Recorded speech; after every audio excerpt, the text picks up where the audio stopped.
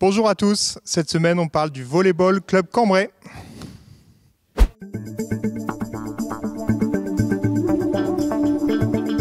Et on est donc avec Pierre-Marie, le président du Volleyball Club Cambrai. Pierre-Marie, bonjour. Bonjour Antoine. Alors un président forcément heureux puisque les résultats du club sont tout à fait exceptionnels. On va parler dans un premier temps des jeunes. Pour vous, la Coupe de France, c'est la vraie vitrine et la Coupe de France, c'est en train de cartonner pour vos jeunes. Alors c'est vrai que pour la fédération, la Coupe de France, c'est vraiment chez les jeunes la compétition phare. Et pour nous, c'est extrêmement important. C'est dans cette compétition qu'on montre vraiment les résultats. Le championnat, c'est plus pour la formation, alors que la Coupe de France, on est là pour performer. Alors justement, vous avez des équipes de jeunes qui sont qualifiées dans ce qu'on peut appeler les phases finales, les derniers tours des finales. Il y a encore quelques tours à passer avant d'être vraiment en finale. Oui, effectivement. Alors ce que la Fédé appelle les phases finales, c'est quand ils sont dans les 12 dernières équipes en France. Donc là, nous, les cadets les M15 sont au 7e tour. Donc ils sont parmi les 21 dernières équipes de France, alors que les M18 et les M21, eux, ne sont qu'au 6e tour. Donc il reste une trentaine d'équipes en France, ce qui est déjà un beau résultat au vu du nombre d'équipes au départ. Alors justement, sur la ligne de départ, il y a quand même pas mal d'inscrits. Ça varie forcément selon les catégories, mais se retrouver là dans le top 50, même dans le top 30, pour Cambrai, c'est un bel exploit. Alors c'est un bel exploit qu'on répète d'année en année, ces dernières saisons. On a mis les jeunes au centre de notre projet il y a 4-5 ans maintenant et on a vraiment les résultats aujourd'hui. Alors le VBCC, c'est un club qui vit très bien avec un nombre de licenciés exceptionnel. Il faudrait presque pousser les murs ici de Pasteur. Oui, effectivement. Là, cette saison, on est aux alentours de 300 licenciés, toutes catégories confondues, aussi bien chez les féminins que chez les masculins, sans oublier les loisirs, les scolaires qui viennent aussi chez nous. Effectivement, pousser les murs, parfois, ça serait une bonne idée. Alors, ça démarre tout jeune, jusqu'à l'âge adulte. Vous avez des équipes d'enfants jusqu'aux seniors, finalement. C'est ça, on a l'école de volley chez les tout-petits, des compétitions chez les M11 aussi, M13 jusqu'aux seniors, sans oublier le volley loisir qui permet aussi à des gens, à des vétérans de pratiquer encore.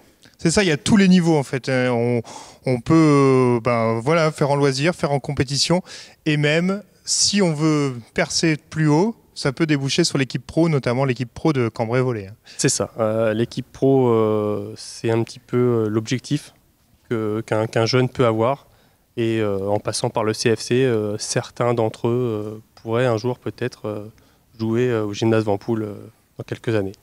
Alors vous êtes président là depuis le mois de septembre. C'est pas un peu casse-tête de devoir jongler avec les déplacements, parce que les déplacements c'est dans toute la France pour la Coupe de France. Là vous allez à Poitiers prochainement, vous pouvez aller à Marseille, vous pouvez aller à Cannes. Au niveau budget, financièrement, il faut faire les comptes. C'est ça.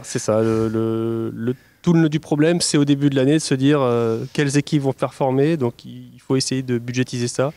Donc on a réussi cette année, ça devrait aller. On va pouvoir voir venir sereinement les tours qui arrivent. Là récemment les JO, on a obtenu une 2e médaille d'or. Est-ce que vous avez ressenti un impact des JO et donc c'était la 2e et peut-être un impact avec les premiers JO en 2021 à Tokyo? Alors pour la 2e médaille, non, on n'a pas forcément senti chez nous un afflux massif dû à ça, contrairement peut-être aux premiers JO sur lesquels oui effectivement on a eu une grosse arrivée de licenciés. De nouveaux licenciés. C'est ça. Et bien Pierre-Marie, c'est parfait. On va maintenant retrouver Manu qui va nous parler un peu de l'équipe un peu fleuron, l'équipe phare de votre VBCC qui est les M15 qui cartonne bien. C'est ça. Et on retrouve Manu tout de suite. Merci beaucoup. Merci Antoine. Au revoir.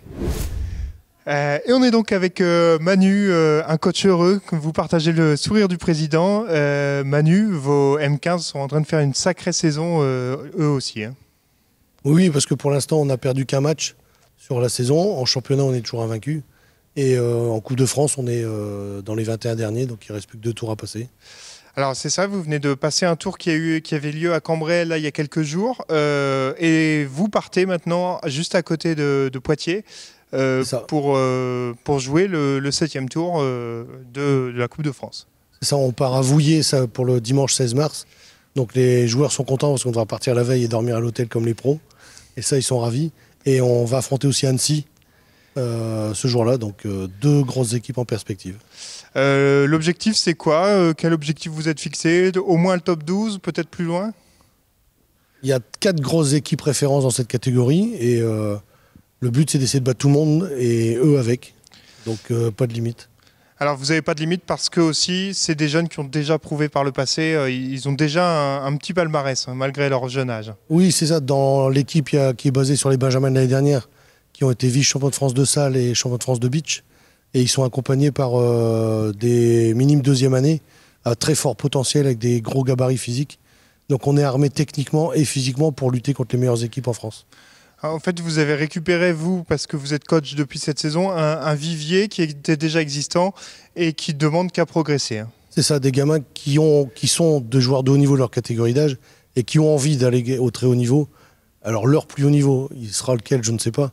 Mais notre but à nous aussi, c'est de les préparer pour aller le plus haut possible. Donc certains seront peut-être pros, d'autres non, d'autres finiront peut-être avec un maillot bleu sur le dos. Et c'est tout ce qu'on leur souhaite et c'est tout le travail qu'on essaie de mettre en place pour leur permettre d'aller au plus haut niveau. En parlant de maillot bleu, il y a déjà un jeune du club qui porte le maillot de l'équipe de France jeune qui est sélectionné. Voilà, de cette équipe-là, on a un joueur qui est en partenariat avec le club de Famars, qui joue pour les 2 clubs et qui joue avec nous et qui a honoré sa première sélection au mois de janvier.